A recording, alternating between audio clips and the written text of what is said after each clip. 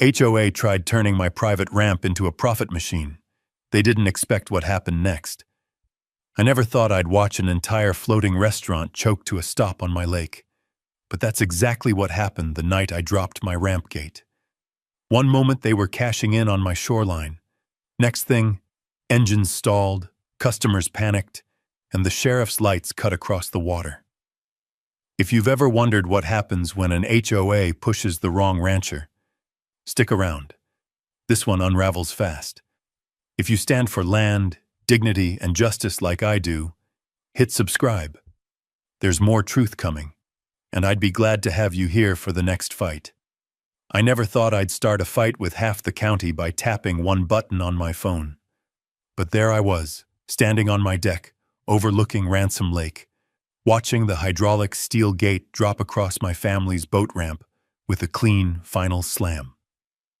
The metal echoed across the water, louder than the outboard engines sputtering to a stop as confused boaters drifted aimlessly. For a moment, everything hung suspended, the way a storm holds its breath right before lightning strikes. Then the shouting began. A couple in a white fiberglass cruiser started waving their arms at the gate, yelling that they had reservations. Another boat drifted sideways, bumping a dock post as its engine choked out. Phones came out, cameras started rolling, and within minutes, someone must have called it in because red and blue lights washed across the lake like a signal flare. Sheriff Huxley's patrol truck eased down the ramp road, headlights slicing through the dust kicked up by angry drivers turning around. To anyone watching, it must have looked like I'd lost my mind, blocking off the only dock access on the east side of the lake during peak dinner rush, stranding paying customers on the water. But standing there, hand still trembling from the adrenaline of pressing that lock button, all I could think was, how did we get here? How had quiet, predictable Ransom Lake turned into a stage for a fight I never wanted? The sheriff parked and stepped out, his boots crunching gravel as he took in the scene. The stalled boats, the furious patrons, the steel barrier glinting in the sunset. His eyes climbed up the hill toward me, and even from 50 yards, I could see the question in them. Luke, what the hell is going on? It hadn't always been like this. For 3 generations, my family's dock and ramp had sat at the edge of this lake like an unspoken promise. This place belongs to the people who respect it. My grandfather built the ramp with his own hands in 1949. My dad maintained it. And after he passed, it became my responsibility. Part of the land. Part of our family. Part of me. No one disputed that. Not the county. Not the fishermen. Not the families who brought their kids to learn how to cast. Everyone understood where the boundaries were. Everyone except Claudia Mercer. Her floating restaurant, her crown jewel, as she called it, twice the size of my barn and twice as loud, had pushed us toward this moment. But even now, as boat horns blared and angry voices spilled over the lake, I remembered the quiet years before her arrival. Early mornings when the docks were empty, the lake smooth as blown glass, broken only by a trout rising for breakfast. Evenings when the ramp served nothing more than a handful of neighbors heading out for a casual sunset float. Life had been simple, predictable, good. Then Claudia moved in. She arrived with crisp blazers, glossy brochures, and the kind of confidence only money or debt could buy. Within weeks, she'd declared herself the visionary the HOA desperately needed, and somehow in her mind, my private ramp had become an underutilized community asset. She said it like she was doing me some kind of favor, like I should be grateful she'd noticed my family's land at all. Now, on this chaotic evening, seeing customers stranded because of her lies, it made the bitterness in my chest tighten. This moment, the gate, the shouting, the police, had started the day Claudia put her hands on something that never belonged to her. Sheriff Huxley walked toward the gate, running a hand over the steel as if checking whether it was real. He tried lifting it, pointless with the hydraulics locked, and then turned back to look up at me again. The lake reflected the patrol lights onto the undersides of the boats, painting the chaos in flickering red and blue.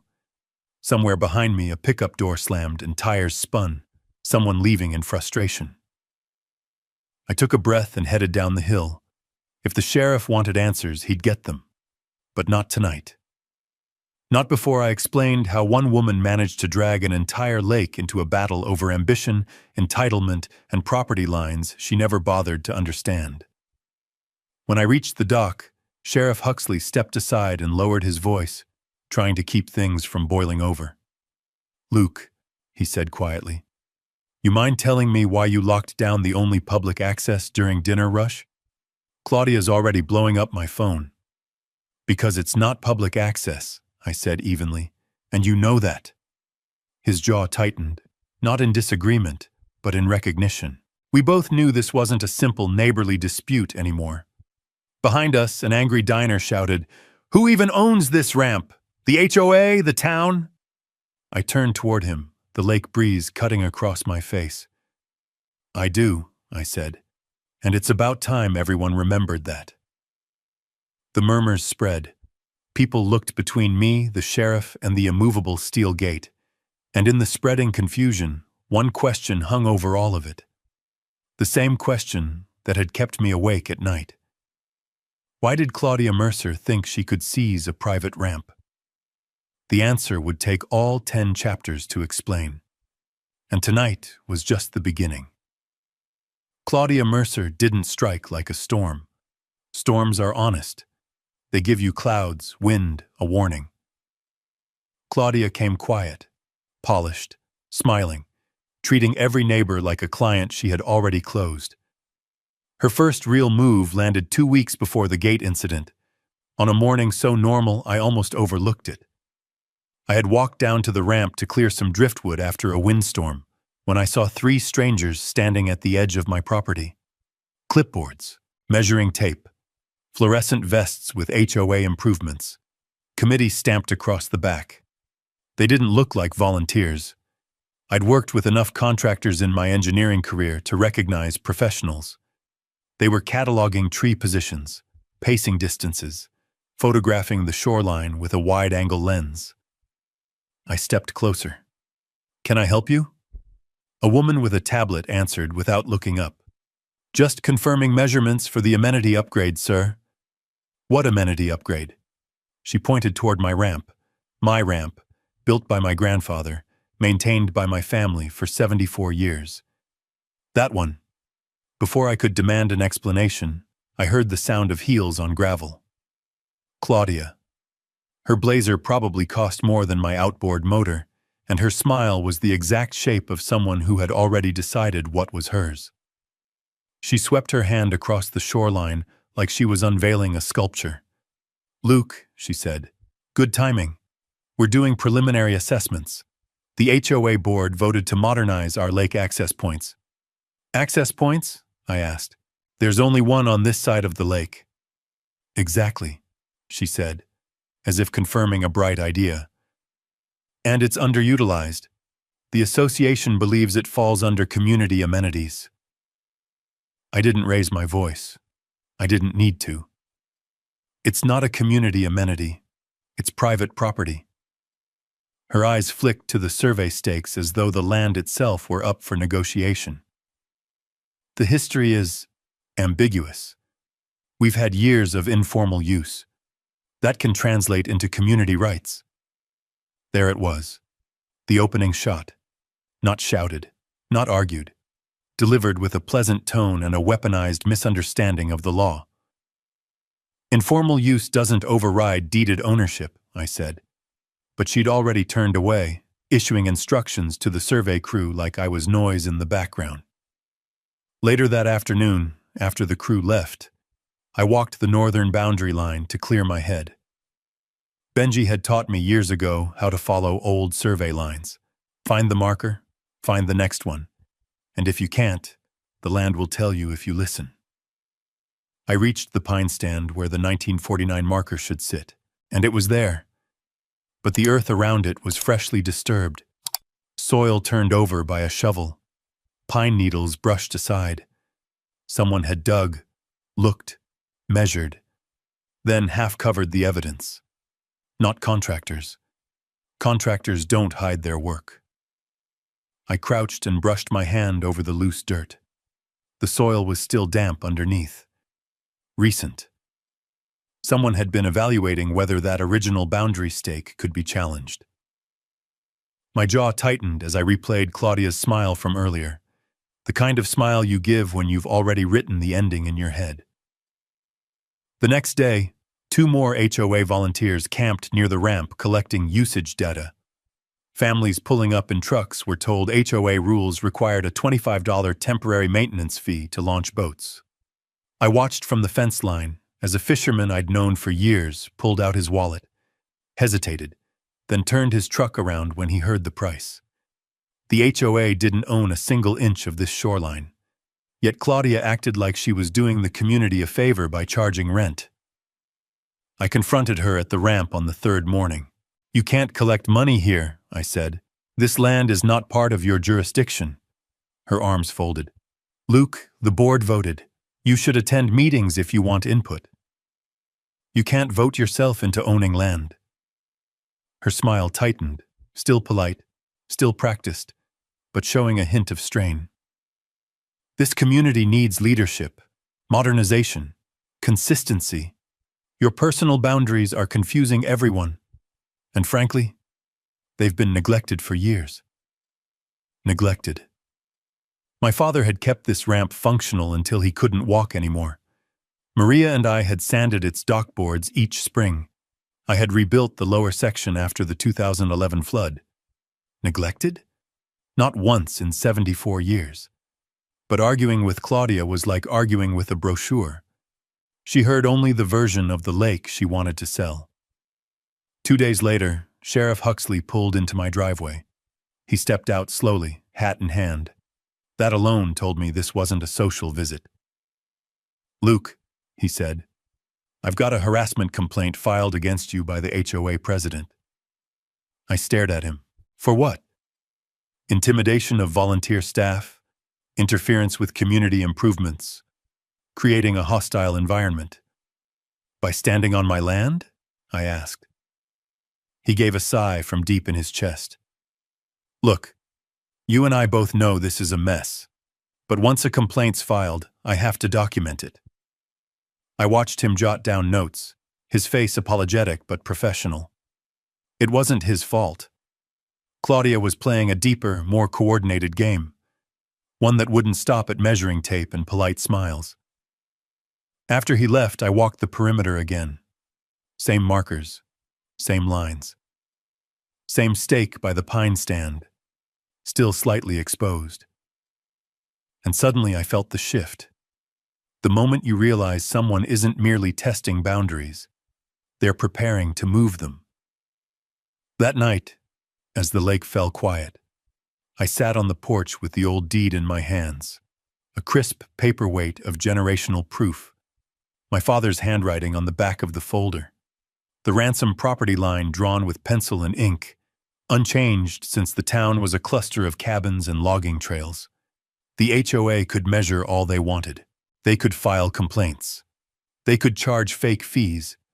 But they couldn't erase a signature etched into county records for nearly 8 decades, not legally, which meant Claudia wasn't planning to follow the law. She was planning to bend it. And the fresh soil around that survey stake was the warning shot. Before the floating restaurant, before the gate, before the police lights across the lake. Her first move had already been made. The real question, the one that pulled me straight into a fight I never wanted, was simple. What exactly was she planning with those boundary markers? I didn't have to wait long to find out. The first sign came 3 days later, just after sunrise. I stepped onto the porch, expecting the usual soft hum of the lake. Instead, the ground vibrated beneath my boots. Engines, heavy ones, the unmistakable low, teeth-rattling rumble of construction barges pushing against shallow water. I grabbed my keys and headed down the hill. The closer I got, the clearer the scene became. 3 barges, 2 cranes, and a dozen workers hauling steel beams off flat-deck boats. It looked less like a community project and more like the opening phase of a military landing. My ramp wasn't just being used. It was the central artery for the entire operation. One crane swung a pontoon section over the water, the load whistling dangerously close to the head of a young worker holding a guide rope. Diesel fumes coated the air. The water near the shoreline was already turning brown, silt clouds pulsing outward like bruises blooming beneath the surface. I stepped toward the nearest foreman. "Who authorized this?" He didn't pause. "HOA President Mercer said this ramp was approved for construction access." He thumbed toward a clipboard full of documents, none of them signed by me. "It's not hers to approve," I said. "Sir, I just work where I'm told." A second barge belched out a thick plume of exhaust, and for the first time in my life, I couldn't hear the lake itself. No birds, no lapping water, just machinery drowning out everything the place had ever been. By noon, the floating platform, the skeleton of Claudia's restaurant, had doubled in size. By evening, its outline stretched nearly 70 feet wide. The structure looked obscene on our small lake, like someone had dragged a casino barge onto private property and dared anyone to complain. Talk spread fast. By late afternoon, trucks were lined along the gravel road as HOA volunteers began charging a $25 maintenance access fee to anyone wanting to launch or retrieve a boat. I watched a father and his young son pull up. The boy was holding a small tackle box, the kind you can buy for $10 at a feed store. He couldn't have been more than 10. The volunteer shook his head and tapped a card reader. "Fees mandatory." The father swallowed hard, checking his wallet. "I've only got 12. "No exceptions," the volunteer said flatly. I heard the boy whisper, "Dad, we can come back next week." A sentence no child should have to say because a stranger decided to monetize a lake. They drove away, dust trailing behind them. That was the moment something inside me hardened. Claudia wasn't just building a restaurant. She was rewriting the rules of the lake, privatizing what had been shared for generations. Late that evening, when the machines finally shut down, Sheriff Huxley pulled into my driveway again. His expression told me exactly whose name was on the paperwork. "Luke," he started, "I've got another issue here. Claudia claims you confronted her workers, says you threatened the project." I stared at him. I asked who authorized construction on my ramp. "She filed a formal harassment complaint. I have to document it." "Document it," I said. "And document this too. Every one of those barges crossed my boundary line. None of them had permission." He exhaled slowly, rubbing the back of his neck. "Look, I know your family's history with this lake, but Claudia's filing paperwork faster than I can read it." "Paperwork doesn't make her right," I said. "Maybe not, but it creates momentum, and momentum becomes assumption. When assumption settles in, things get ugly." He drove off, leaving me standing in the quiet churn of my own thoughts. The next morning, I walked the perimeter again. The survey stake by the pine stand, still freshly disturbed. Only now, new tracks led away from it. Boot prints. Someone had returned, and not just to look. They had taken notes, cross-checked angles, marked the ground with a discrete chalk line leading toward the lake. Not contractors. This was someone preparing a legal challenge. That afternoon, while the construction crew blasted music and welded beams over the water, I called a meeting with a few neighbors. Some came angry, some confused. Others too tired to fight after months of HOA changes. Eli Tanner, a fishing guide and Vietnam vet, leaned on the bed of his truck. "She's pushing," he said. "Hard. Harder than anyone I've seen in years."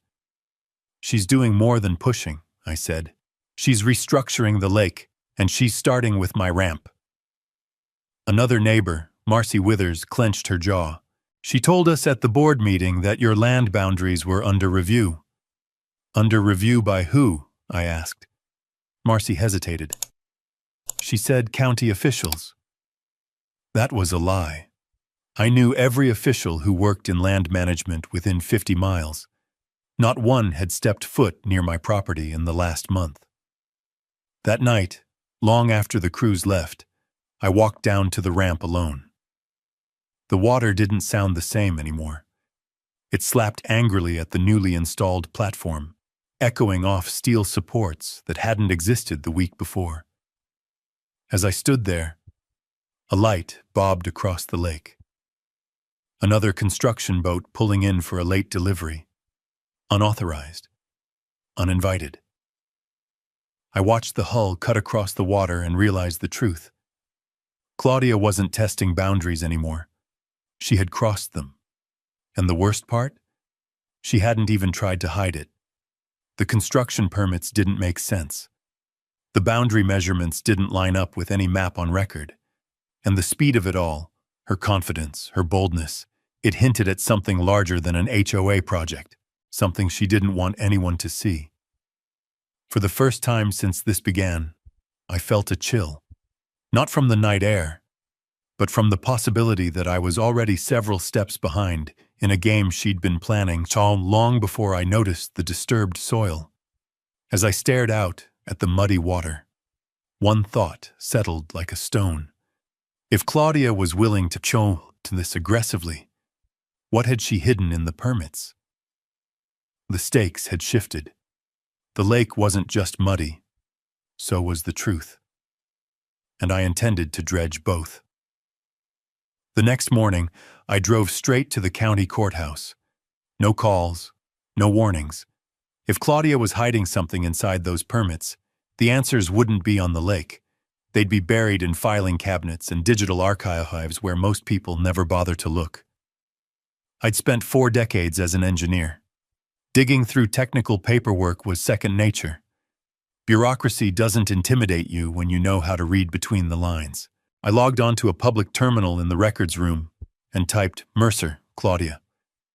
At first, nothing unusual appeared. Basic HOA filings, architectural sketches, community notices. But then a red flag pattern emerged. A series of rapid approvals, all stamped within 24 to 48 hours. County permits never moved that fast, not even for emergency road repairs. I clicked on the floating restaurant file, and there it was. Claudia had submitted a commercial development packet, the kind that requires environmental review, geological surveys, drainage impact assessments, and public comment hearings. All missing. Instead, she'd filed a single-page, minor structure addition form. No signatures from environmental officers. No impact studies. No notation of lakebed anchoring. She'd built an entire restaurant platform under the classification normally used for replacing a backyard shed. But the real gut punch came when I opened the business licensing documents. On the first page, under Registered Operational Address, I saw the words, Ransom Property, 1147 Shoreline Drive. My home. My land. My name nowhere on the form. I pushed back from the screen, heart hammering a slow, heavy beat. Filing a business under someone else's property wasn't just sloppy, it was fraudulent. It was deliberate. It was the kind of move someone makes when they think they've already buried the opposition. I printed everything, every permit, every irregular approval, every missing attachment. When the printer ran out of paper, I replaced the tray myself. I wasn't leaving without a paper trail thicker than her entire lie. I brought the stack to Nora Whitcomb's office. She was direct, sharp, and allergic to nonsense, which made her perfect for this. She skimmed the top pages, eyebrows lifting. She filed a commercial project without environmental compliance? That's not just improper, it's illegal. She also used my home as her business address, I said. Nora pulled the document closer. That's identity-based filing fraud, and if she leveraged this for loans. She flipped deeper into the stack, then stopped. Her finger tapped a page. Found it. She took out a $320,000 loan. Using what collateral? I asked, though I already suspected. HOA common assets, she said.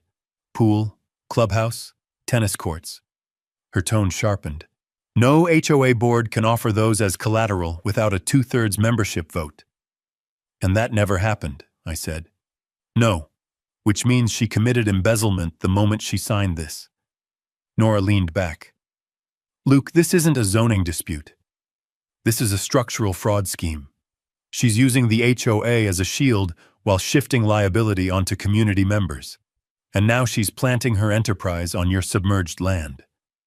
Submerged land? Nora grabbed a map from her wall and pulled it beside us. Show me your original deed. I handed over the 1949 document. She traced a line along the shoreline. Here. See this? Riparian rights extending 50 feet beyond the natural shoreline. That means you don't just own the ground under your feet. You own a piece of the lakebed. I felt the floor steady beneath me like a foundation I'd forgotten existed. So if her restaurant is anchored over that, she's trespassing.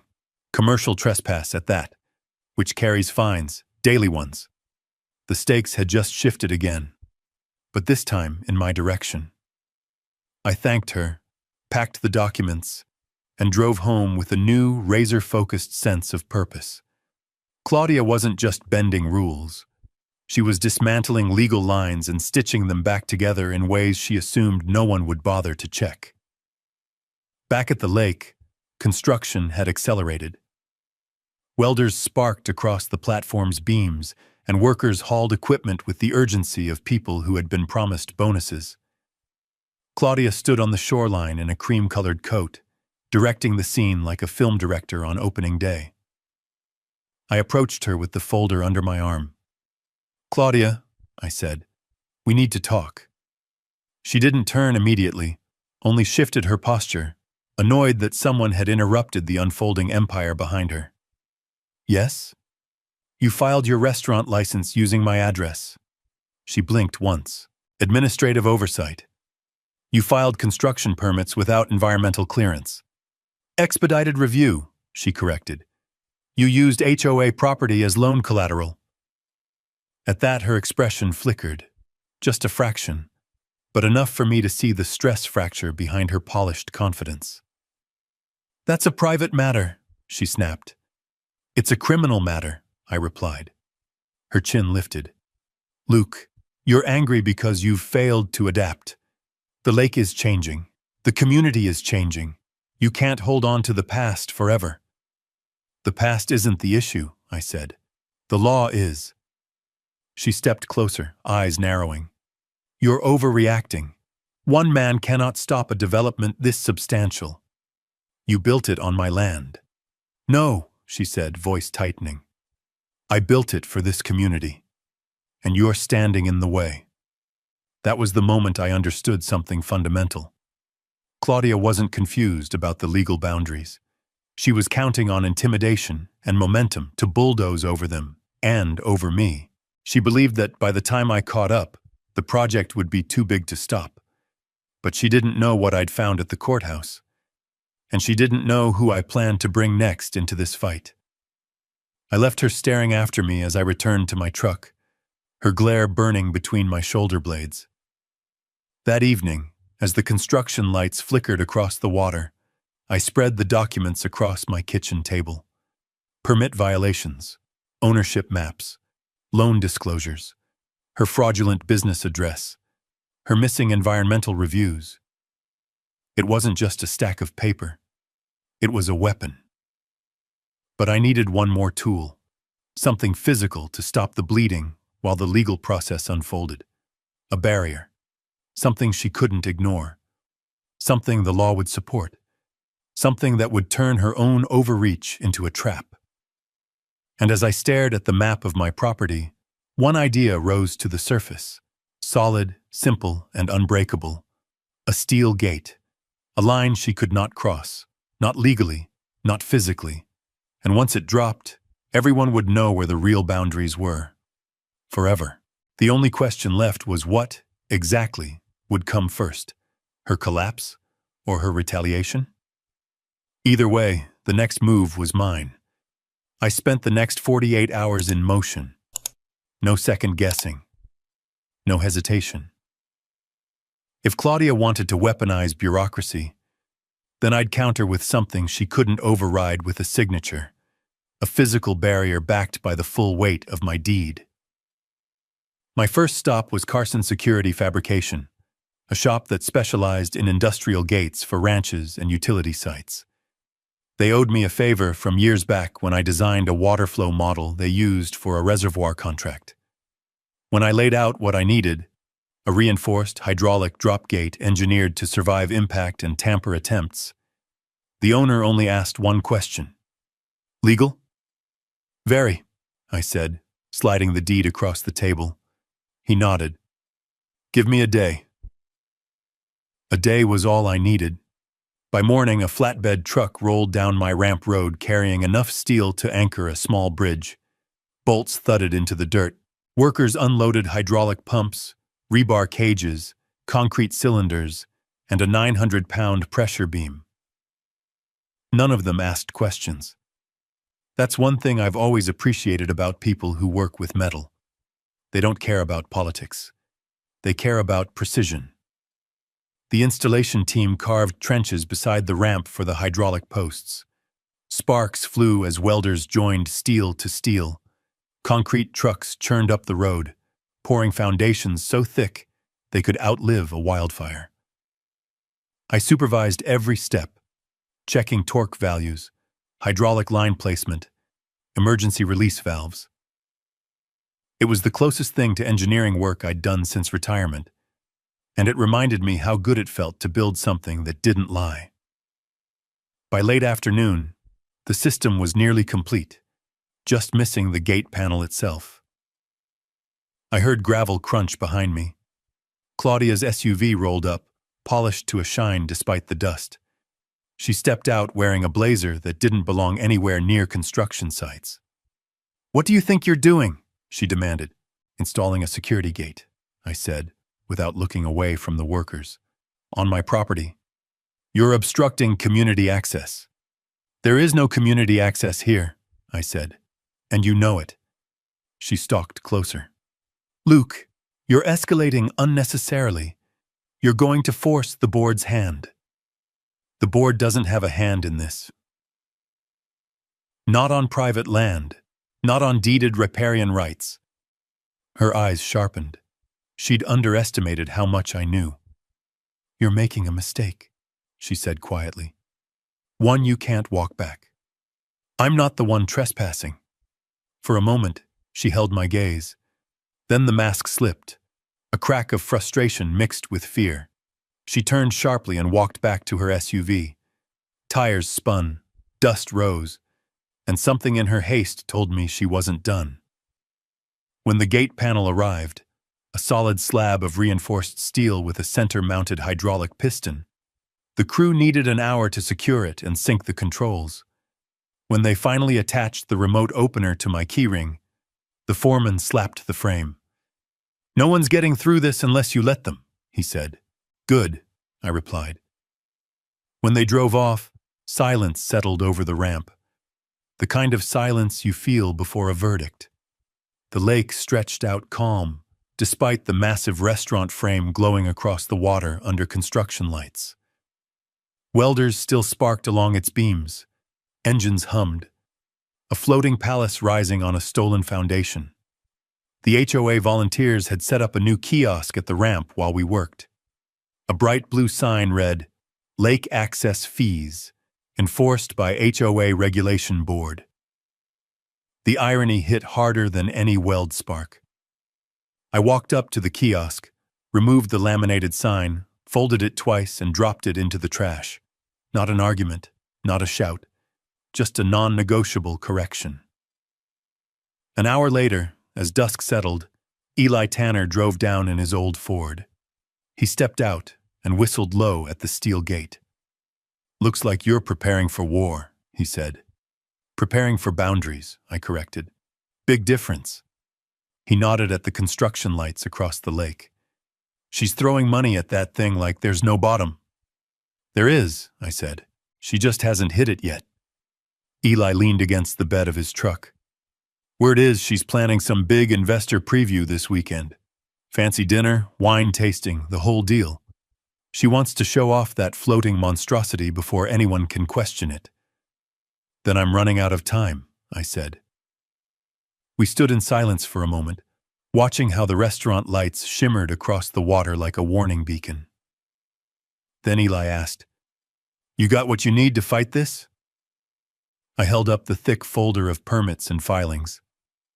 More than she expects. He gave a slow, approving nod.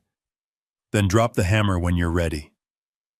I wasn't ready, not yet, but I knew the moment was close. That night, after Eli left, I walked back down to the ramp alone.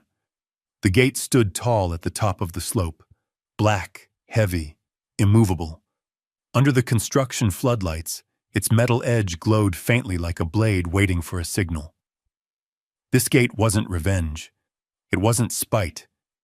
It was a line. The first real boundary Claudia couldn't rewrite. I tested the remote. The hydraulic pistons hummed, and the gate lowered halfway before rising again, smooth, controlled, effortless. It felt like exhaling after weeks of suffocation. The lake went still. Even the noise from the restaurant site seemed to dim for a moment. And in that quiet, the stakes crystallized. If the gate worked, her entire development stalled. If it stalled, investors panicked. If investors panicked, the fraud beneath her permits would surface. And once it surfaced, everything she'd built would collapse. Power didn't shift in a courtroom. It shifted right here, at the edge of the water. The following evening, as the sun slid behind the ridge, I stood on the dock with the remote in my hand. Across the lake, I saw the restaurant glow brighter as workers prepared for another night of frantic construction.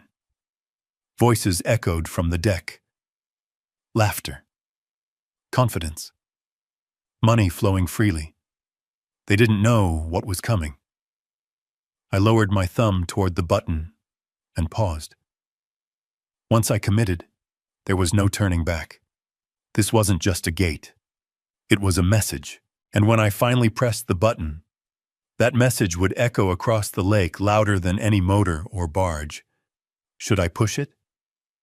The question hung in the air, just waiting for the right moment to become an answer. That moment arrived at exactly 5:00 p.m. Across the lake, Claudia Mercer's floating restaurant was buzzing.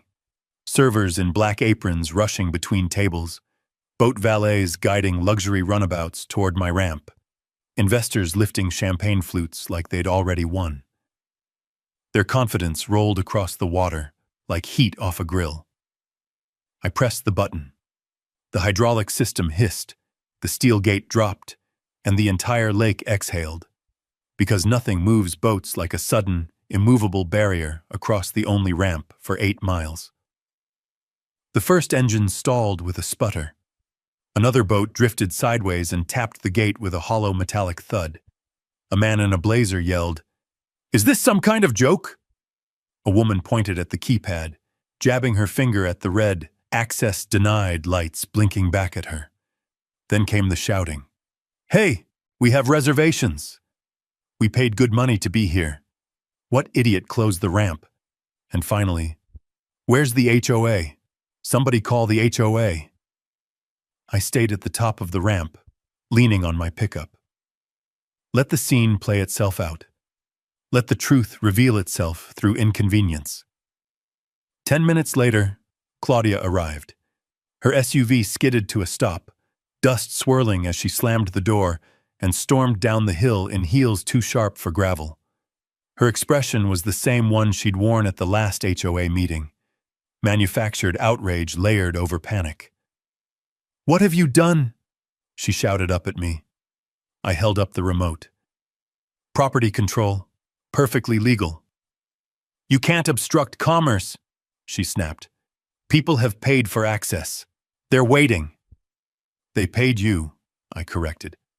"But the ramp belongs to me." She stomped closer, poking a finger toward the gate. Open it, Luke. Now.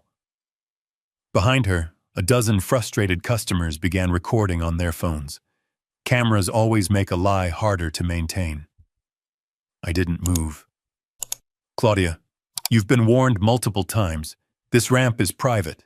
It's on my grandfather's 1949 deed. You cannot use it for commercial operations. She barked a laugh that cracked at the edges. I have authority under the HOA charter. The HOA has no jurisdiction over my land, I said.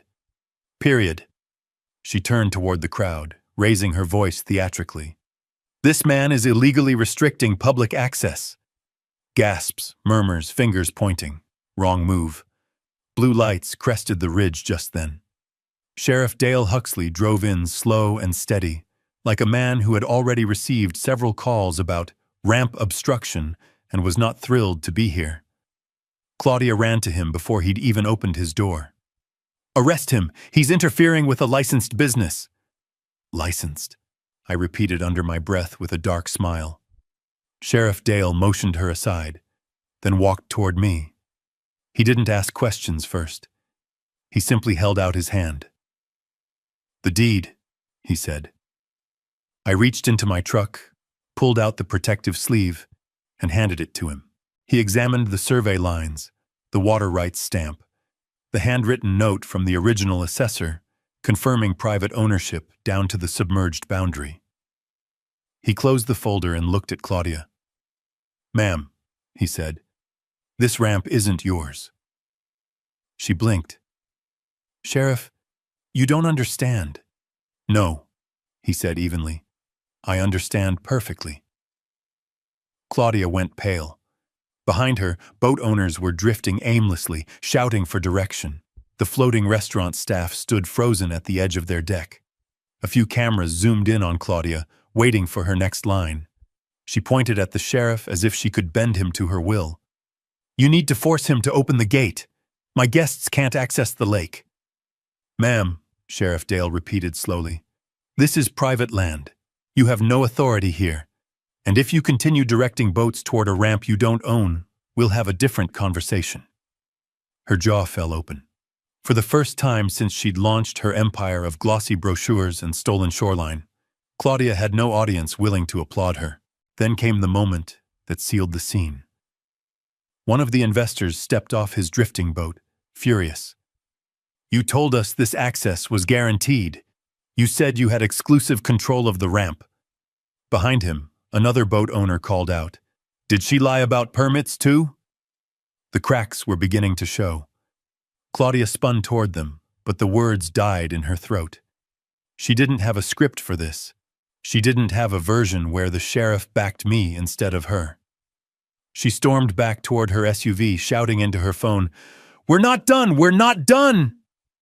But she was shouting for herself, not for the cameras. The lake fell quiet again, except for the faint clang of boats bumping the locked gate. Sheriff Dale closed his notepad and gave me a long look. Expect this to escalate, he said. She's not someone who backs down. I'm counting on it, I said, because escalation meant mistakes, and mistakes meant evidence. That night, the noise returned, but not from investors. At 2:08 a.m., my motion sensors triggered, sending an alert to my phone. I pulled up the feed and saw two silhouettes crouched beside the gate. One held wire cutters, the other held a flashlight. Claudia's voice pierced the audio. Cut it. I don't care how long it takes. They tried. Sparks flew. The cutters bounced off the reinforced conduit like toys hitting a safe. The hydraulic system hummed as the gate held steady, a reminder that engineering doesn't bend for the stubborn. The man cursed. Claudia kicked the base of the gate and screamed, Why won't it break? Because it wasn't built to break, and neither was the truth. They fled when my exterior lights snapped on, stumbling like amateurs. By morning, the story had spread across the lake. Neighbors whispered, HOA members argued. The restaurant posted a temporary delay notice on its page. And Claudia? Claudia didn't show her face once, but she didn't need to. Her desperation had already shown up for her. This wasn't over. Not even close. Tomorrow, I'd learn just how deep her trespass ran, and it wasn't on my shoreline. It was beneath the water itself. By the next morning, my ramp gate had already become the talk of Half Moon County. But gossip wasn't what mattered. Evidence mattered. And if Claudia Mercer had done what I suspected, I needed proof. Clean, irrefutable, legally bulletproof proof. That's why I called Benji Crowder. If you wanted gossip, you called the diner. If you wanted fishing conditions, you checked the state hotline. But if you wanted lakebed truth, actual, mapped, GPS-anchored truth, you called Benji. He'd been surveying land and water boundaries around Ransom Lake for 30 years. Never sugar-coated anything. Never picked sides. The man trusted measurements, not people. He showed up at my place just after 9, gear piled in the back of his aluminum skiff, sonar depth sensor, GPS logger, a tablet with a waterproof case, and a stack of laminated boundary charts.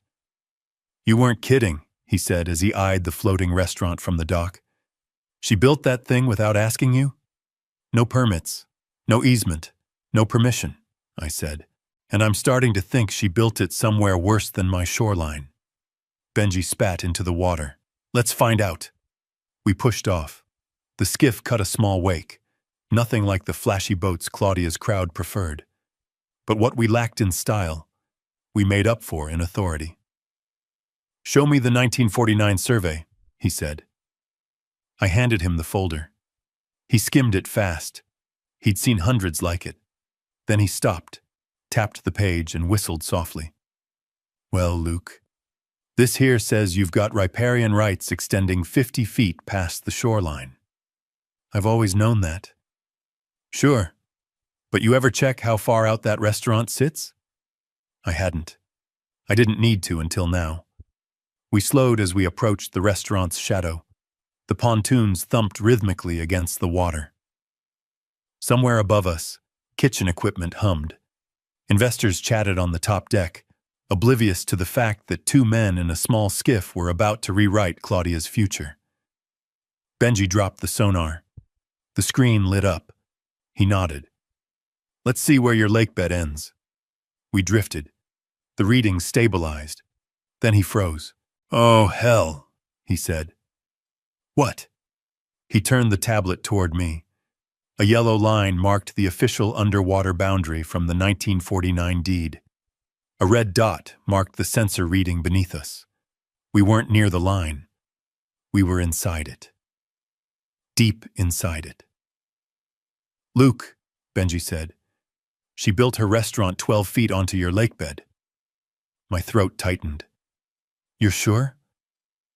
"Son," he replied, "if there's one thing I don't screw up, it's boundaries. And this right here, this is trespass. Not on your shore, not on the ramp, under the damn water." My heart pounded, not from anger but from clarity. This was leverage, real legal leverage. "What does that mean?" I asked. "It means she's not just using your ramp illegally." He tapped the screen again. "She's anchoring her business to land the state recognizes as yours. You could evict the entire structure." A slow, steady resolve settled over me. Claudia hadn't just crossed the line. She'd built her empire on top of it. We motored back in silence, except for Benji muttering coordinates as he logged everything.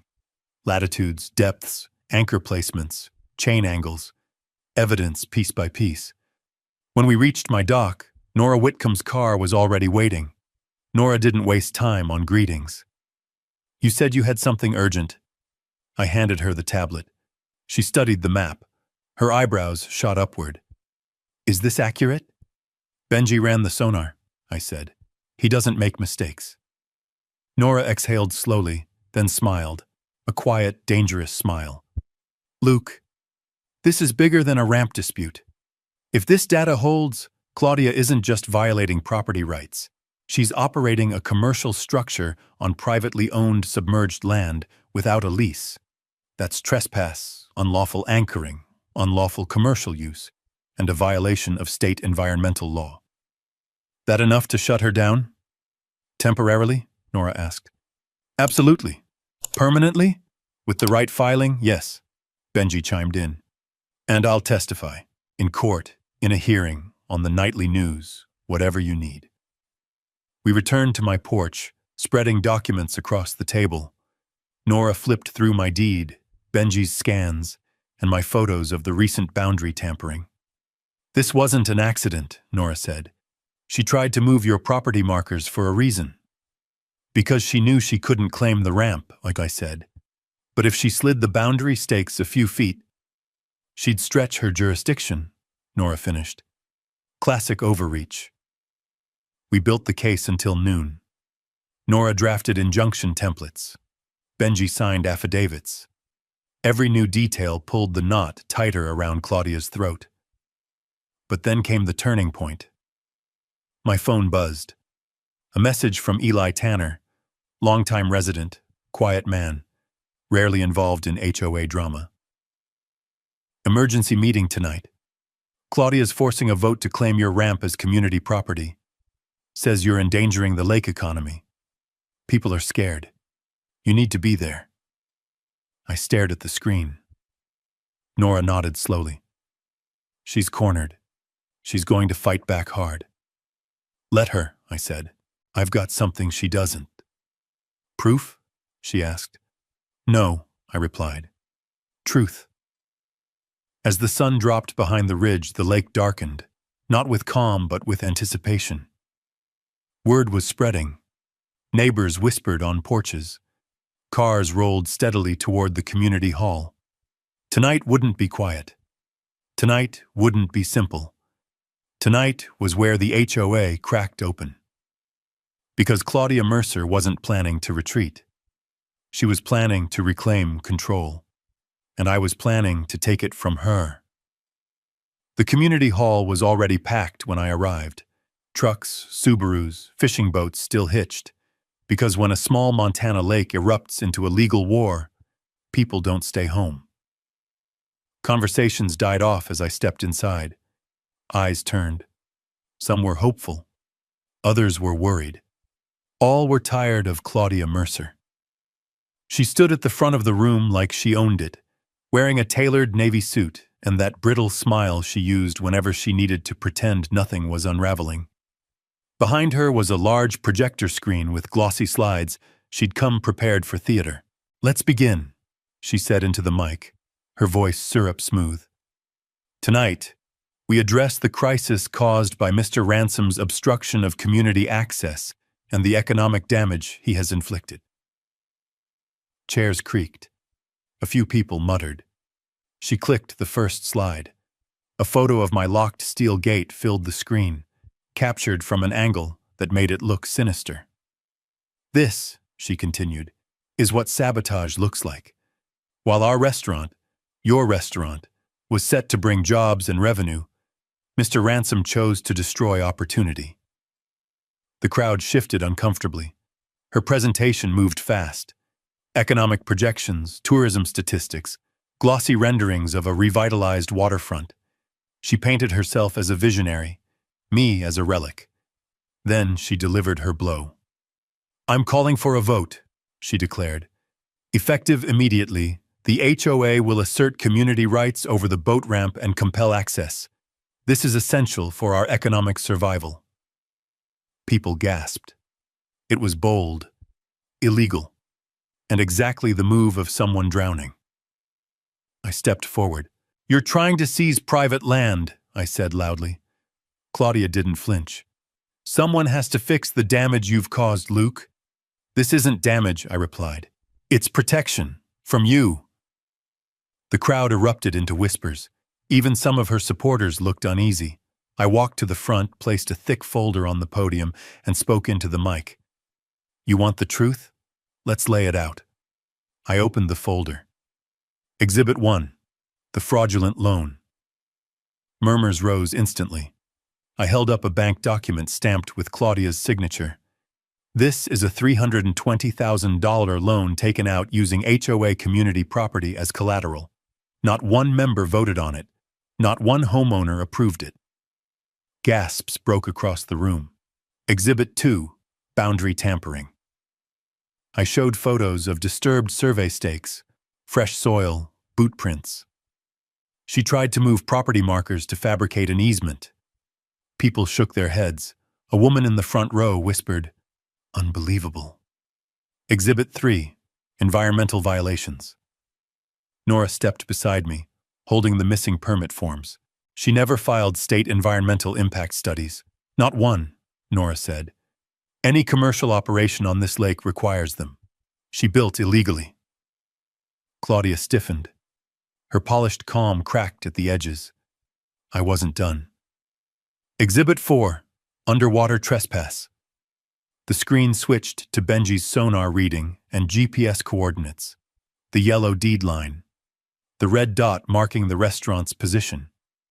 Her entire floating structure sits 12 feet onto submerged land that legally belongs to the Ransom family. She didn't just break rules, she built her empire on private property. A ripple tore through the room. Outrage replaced uncertainty. Claudia lunged for the mic. "That data is manipulated! He's framing me!" Benji stood. "Ma'am, I collected it myself. You're trespassing below the waterline. The anchors are driven into Ransom-owned lakebed." Silence. Heavy. Absolute. Then someone from the back shouted, "She's been lying to us!" Another voice followed. "She put our HOA property at risk." Claudia's breathing grew shallow. She clutched the podium like it might float her to safety. The hall doors opened. Judge Halford walked in. The room froze. The judge rarely appeared in public, and never for HOA drama. But the look on his face wasn't casual curiosity. It was judicial interest. He spoke calmly. "I've been reviewing documents submitted to my office concerning the Mercer project. Serious allegations require serious scrutiny." Claudia swallowed hard. "Your Honor, this is a misunderstanding." Judge Halford raised a hand. "Mrs. Mercer, let the record show that Mr. Ransom has presented credible documentation indicating misuse of community assets, illegal construction, boundary tampering, and potential fraud." She tried to respond, but the judge continued. "Effective immediately, all operations related to the floating restaurant are suspended pending legal review." The room erupted. Shock, relief, outrage, cheering all at once. Claudia slammed her fist on the podium. "You can't do that! You can't shut me down!" But she wasn't arguing with me anymore. She was arguing with the law. Judge Halford stepped aside and nodded toward Sheriff Dale Huxley, who had entered quietly behind him. "Sheriff," he said, "keep the peace." Claudia's eyes darted from the judge to me, then to the crowd turning against her. She wasn't defeated yet, but her foundation, the one she built on lies, was cracking loud enough for everyone to hear, and the next chapter would break it wide open. Because after tonight, she wasn't just dealing with angry neighbors. She was dealing with the justice system, and the justice system was already looking straight at her. The community hall hadn't settled when Judge Halford finished speaking. People stood half out of their seats, whispering, pointing, stunned. Claudia gripped the podium so tightly her knuckles went white, as if she could physically hold together the pieces of her collapsing empire. Sheriff Dale Huxley stepped forward with a slow, measured calm, the kind he only used when the next words would decide someone's fate. "Mrs. Mercer," he said, voice level, "I need you to step away from the podium." Claudia blinked rapidly. Why? What grounds?" "I haven't been charged with anything." Nora Whitcomb approached with a folder. "Yet," she corrected. Judge Halford nodded. "The court has reviewed the preliminary documents submitted by Mr. Ransom and Ms. Whitcomb. There is probable cause for multiple violations, including unauthorized commercial operation on private land, unauthorized loan collateralization of community property, and tampering with state environmental filings." Each count hit Claudia like a physical blow. "You can't do this," she whispered. "This is a misunderstanding. He's manipulating all of you. Sheriff Dale lifted one hand. Ma'am, please turn around. The room went dead silent. No, she breathed. No, no, this is a setup. This is political. This is... Turn around, Dale repeated. Her face twisted, not with fear, but disbelief, as if the laws she bent for herself were suddenly unfair when applied to her. She turned slowly, shaking, still muttering something about economic progress and vision. The sheriff removed the handcuffs from his belt. The metallic click echoed across the hall. People gasped. A few recorded. Betty Sterling covered her mouth. Tom Hayward muttered, "About damn time." Claudia whipped her head toward the crowd. "You're all making a mistake. This lake needs me. You need me." But the sheriff kept reading. "Claudia Mercer, you are under arrest for embezzlement of community assets, attempted bribery of county officials, trespass upon submerged private land, falsification of environmental compliance documents, and destruction of private property." She froze. "Submerged? What?" she whispered. Nora stepped forward and held up Benji's sonar chart. "This," Nora said, "is the lakebed deed showing the restaurant anchors drilled directly into ransom-owned land." Camera flashes burst. Murmurs swelled. Neighbors leaned closer to see. Claudia's jaw trembled as her world rearranged itself around a truth she'd refused to acknowledge. "You built your restaurant," Nora continued, "on a foundation that never belonged to you." Claudia stared at me, eyes wild, desperate, pleading. "Luke, tell them this isn't what you want. Tell them we can fix this. I can make you a partner, 40%, 50%, whatever it takes. Just tell them." I said nothing. Because this moment wasn't about revenge. It was about accountability. Sheriff Dale guided her toward the door. The crowd parted, watching their former HOA president, so polished, so proud, shuffle past them in cuffs. A reporter shouted, "Mrs. Mercer, did you falsify HOA documents?" Another yelled, "Is it true you used community property for personal loans?" She didn't answer.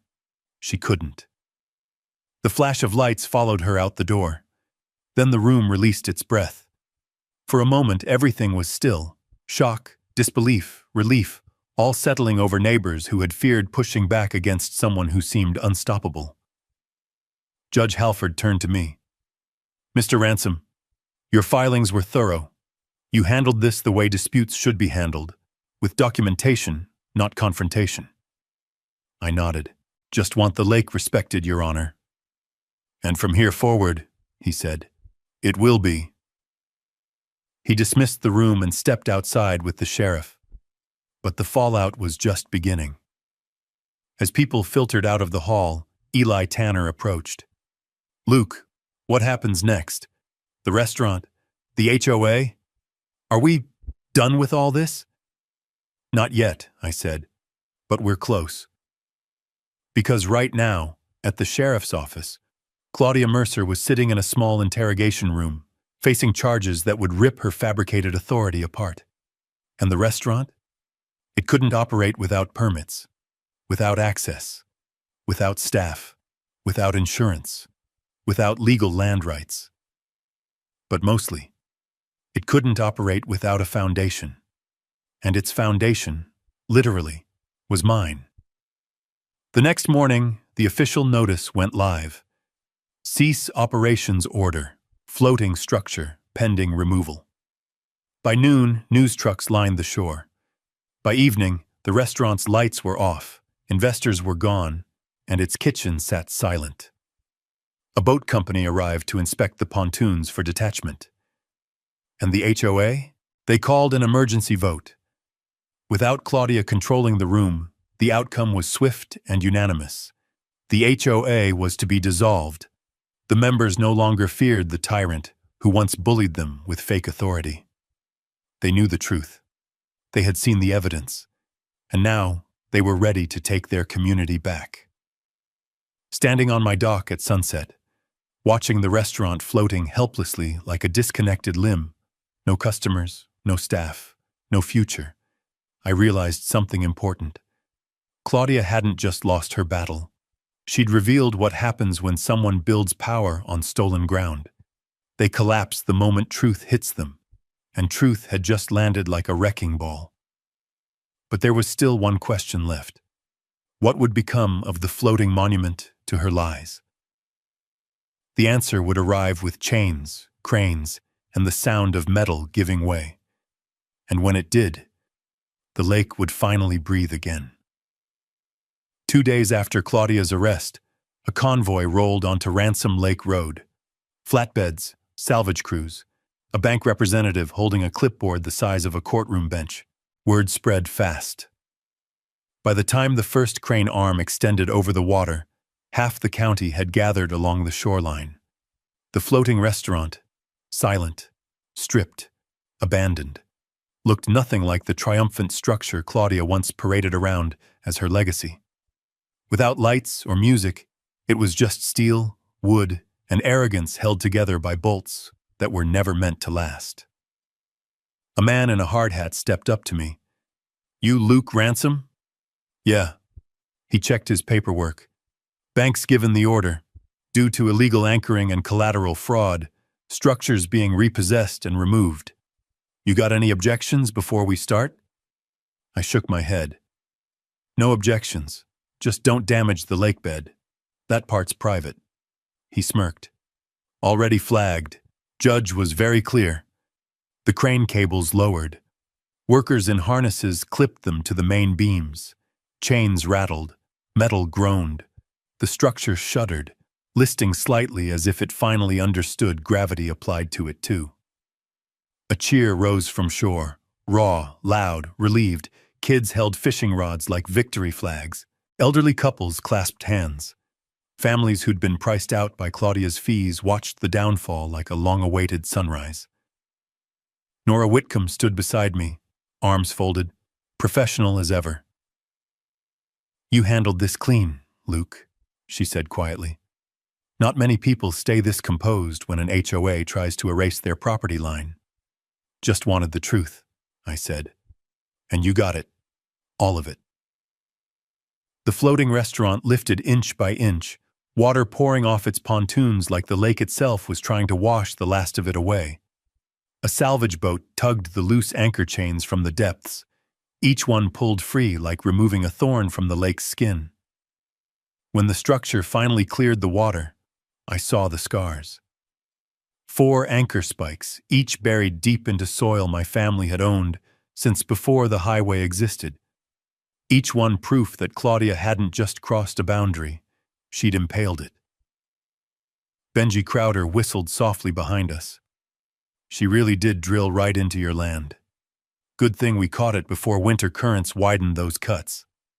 "Good thing," I said. The restaurant was swung slowly toward the flatbed, strapped down, and driven away under escort. No ribbon cutting, no champagne, no grand opening, just a silent convoy, hauling away the remains of someone's empire built on lies. By noon, the lake was quiet again. No diesel fumes, no shouting diners, no valets waving boats forward, just the sound of water moving the way it always had. That afternoon, the HOA held its dissolution vote in an impromptu meeting on the grassy hill by the old dock. Without Claudia's shadow looming over them, the vote was unanimous. HOA 0, neighbors 1 lake, eternal. Betty Sterling approached me afterward. "Luke, the community owes you. If you hadn't pushed back—" "I didn't push back," I said. "I pushed forward. She just happened to be in the way." Betty laughed. "Well, forward worked." Over the next week, something else beautiful happened. Families returned. Old fishermen reclaimed their favorite spots. Kids skipped stones. Visitors who'd avoided the lake because of Claudia's fees came back in droves. And for the first time in almost a year, the water felt like ours again. Not owned, not restricted, not exploited, shared. 2 weeks later, I restored the tradition Claudia had nearly killed, the annual memorial fishing tournament. Nora helped file the permits. Benji sponsored the junior division. Even Sheriff Dale brought hot dogs for anyone who wanted them. We reopened the dock early that morning. 40 boats lined up before sunrise. When the horn sounded, the lake exploded with movement, laughter, splashes, conversation, a living echo of the freedom we'd fought for. Late in the afternoon, after the prizes were handed out and the crowd thinned, I walked out onto the dock alone. The lake was calm again, truly calm, not the forced artificial calm Claudia used to advertise in her brochures. The natural calm that came from honesty, boundaries, and respect. I sat at the edge and let my feet dangle above the water, the same way I had as a kid. The sun lowered behind the ridge, spreading gold across the lakebed my grandfather had worked so hard to protect. And for the first time in months, I spoke aloud words I'd carried quietly the whole time. "It's safe now," I said. "The lake's safe." I didn't expect an answer. Lakes don't talk, but they do feel lighter. As I stood to leave, Nora walked down the dock behind me. "Judge Halford asked me to give you something," she said, handing over a certified copy of a court ruling. "The charges stuck, all of them. 18 months, restitution, full removal order. She won't be bothering this county again." I nodded. "Good." Nora smiled. "And Luke? You did this without shouting, without threats, without breaking a single law. You showed everyone what real ownership looks like. Real ownership. Not force, not intimidation, not deception. Knowledge, patience, proof." I looked back once more at the still water, the reflection of pines, the soft ripples drifting without obstruction, the open space where that monstrosity once floated. The lake breathed, and so did I. Somewhere beyond the hills, a moving truck carried away what was left of Claudia Mercer's ambitions. But here, on Ransom Lake, the only thing that remained was the truth. A truth rooted in the ground, written in the deed, and defended until justice came home. The water was ours again. The land was ours again. The peace was ours again. And it would stay that way, for as long as I had breath to protect it. Because some legacies aren't built on concrete or steel. They're built on stewardship. And stewardship never sinks. If you've ever stood your ground for what's yours, drop a yes in the comments so folks know they're not alone. And if this kind of justice hits home for you, go on and subscribe. I've got more stories coming that'll remind you why we protect our land, our dignity, and our peace.